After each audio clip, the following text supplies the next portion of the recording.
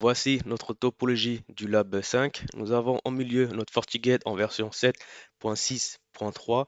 Sur le port 1, nous avons Internet en DHCP. Sur le port 2, nous avons le LAN 1 en 192.168.1.0/24. Sur le port 3, nous avons le LAN 192.168.2.0/24. Sur le port 4, nous avons le LAN DMZ en 192.168.101.0/24. Sur notre serveur de messagerie, nous avons téléchargé et installé HMail Server pour Windows et nous avons généré nos certificats SSL. Sur User 1 et User 2, nous avons importé le certificat de FortiGate et celui de la messagerie. Nous avons téléchargé et installé Thunderbit. Voici notre serveur de messagerie. Dans un premier temps, nous allons générer le certificat SSL. Ensuite, télécharger et installer HMail Server. Et une fois que nous avons installé, on se connecte.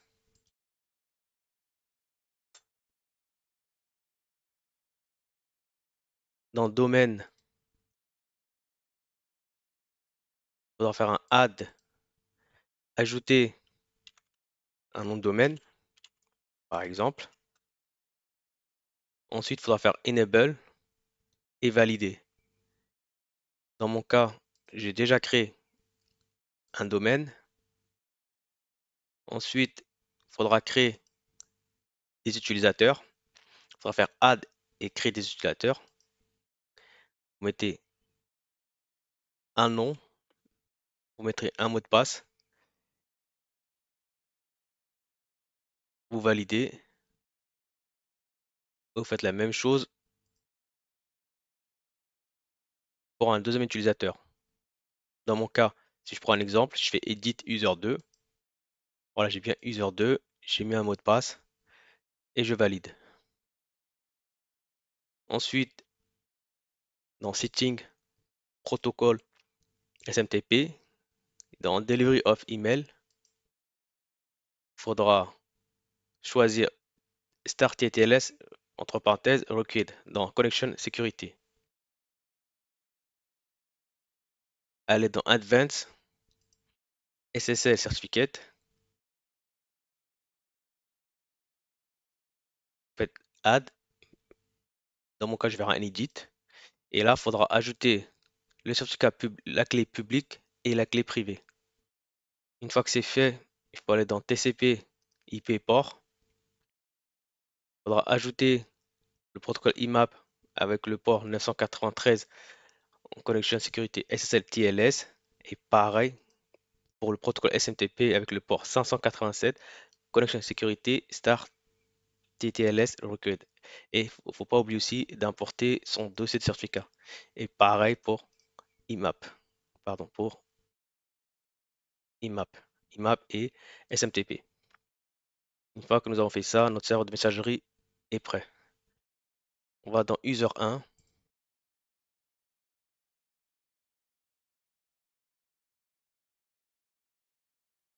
On va dans Paramètres.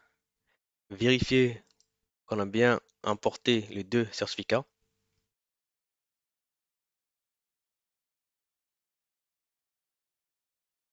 Afficher les certificats.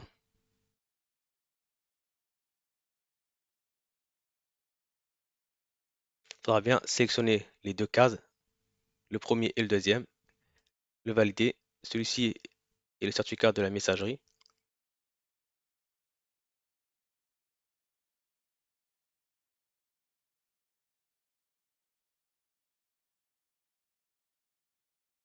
Celui du FortiGate, sélectionnez uniquement la première case. Faites valider. OK. Nous avons nos deux certificats installés. Il faudra télécharger et installer Thunderbit. Voilà. Pour aller dans Paramètres, dans Account Setting. Account, vous mettez le nom complet, le nom, la messagerie complète. Ensuite, dans Server Setting, on met l'IP du serveur. Dans mon cas, j'ai mis l'IP 192.168.101.10. Si vous avez un serveur DNS, vous pouvez mettre le nom. Le port 993 qui correspond IMAP. Connection Security SSL TLS. Authentication method, normal password. Le reste inchangé.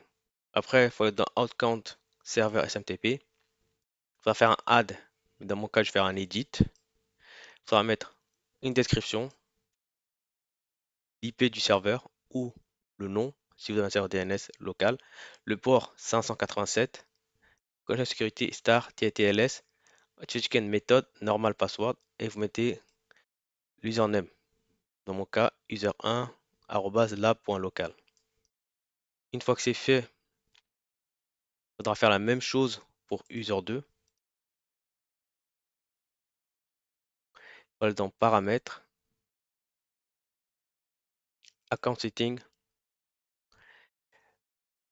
l'account name, le nom de l'utilisateur, la messagerie, dans server setting, l'IP du serveur, le port 993, le nom de l'utilisateur, user2 lab.local, connection security SSL TLS, authentication method, normal password.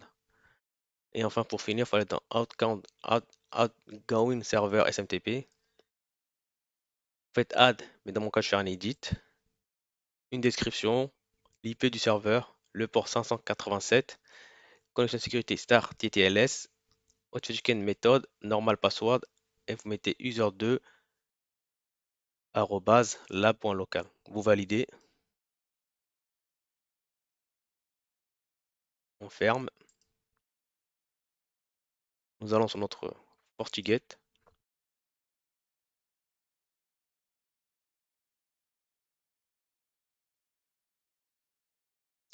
Pour information, pour importer le certificat, il faut aller dans System Certificate et il faudra prendre celui-ci. Fortinet-ca-ssl. Nous allons dans Security Profile, antivirus. Nous avons déjà notre profil, nous avons édité. Voilà, nous avons la partie core qui est celle-ci et celle-ci, où nous avons mis un commentaire.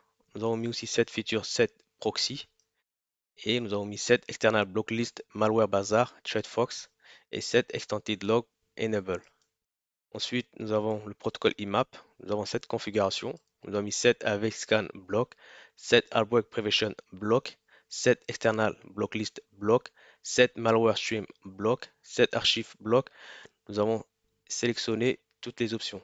Pour plus d'informations, je vous invite à voir le lab 1. Ensuite, dans set archive log, nous avons encrypted, corrupted, nested, mailbomb, timeout. Et pareil pour le protocole SMTP, nous avons la même configuration. Une fois que nous avons créé notre profil antivirus, on a dans Policy Object, dans Firewall Policy, nous avons nos deux règles ici, nos deux règles sortantes de user 1 vers la messagerie et user 2 vers la messagerie. Il ne faut pas oublier que c'est un firewall stateful et ce sera toujours les utilisateurs qui vont initier la connexion. Dans user 1 vers la messagerie, nous avons action accept, le port 2 vers le port 4 où on a notre serveur de messagerie. Nous avons mis le LAN 1 en 192.168.1.0/24. En destination, nous avons le serveur de messagerie en /32 en 192.168.101.10. Les services SMTPS en TCP 587 et IMAPS TCP 993. Inspection mode proxy base, pas de NAT. Dans Security Profile Antivirus, nous avons sélectionné notre AV Proxy, notre profil que nous avons créé. Dans SL Inspection, on choisit Deep Inspection. Log log allowed traffic, j'ai mis All Session. Et nous allons générer les logs dès qu'il y a une nouvelle session. Un commentaire et nous avons mis Enable Policy. On valide. On dit OK. Pour la deuxième règle, nous avons exactement la même chose. Nous avons user 2 vers la messagerie, le port 3 vers le port 4. La source, on a mis le LAN 2. Destination, on a mis notre serveur SMTP. Service SMTPS TCP 587 et IMAPS TCP 993. Inspection mode proxy base, pas de NAT. Dans Security Profile, nous avons sélectionné notre profil antivirus AV proxy. SL Inspection, Deep Inspection, Load, Log Allow Traffic, All Session, et nous allons générer des logs dès la session démarre. Un petit commentaire et nous avons mis Enable la policy.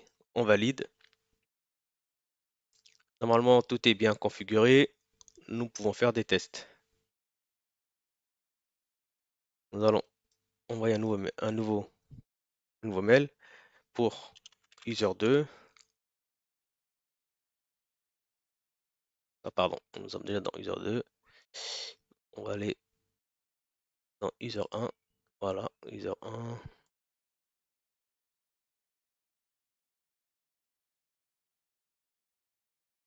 Pour user 2, on va mettre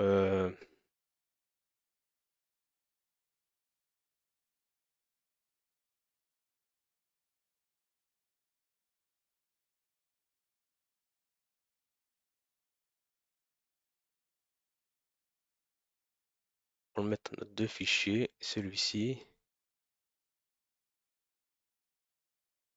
et un zip. On va mettre aussi le zip.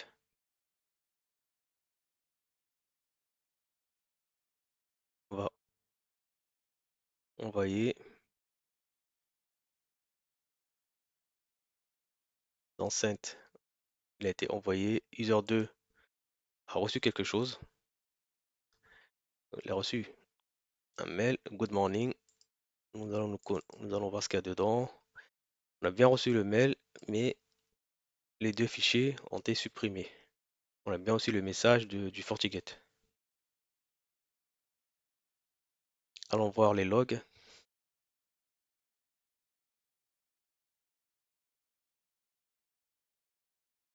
Pardon. Security Event. Antivirus. Alors, 18, midi 58. On a bien celui-ci qui est arrivé. Voilà, les 5 qui viennent d'arriver. On va regarder celui-ci. On a bien la source. On a bien la destination. Le, le port 4 SMTP. L'application. Protocole 6, c'est du TCP. Le service IMAPS. Action, c'est-à-dire il y a eu un fichier qui a été supprimé. Thread, il y a eu deux fois la même action.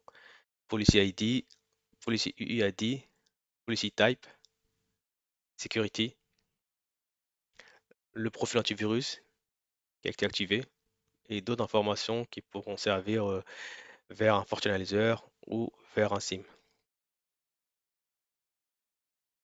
Et pareil pour celui-ci, le zip par exemple, on a la même chose, les mêmes informations.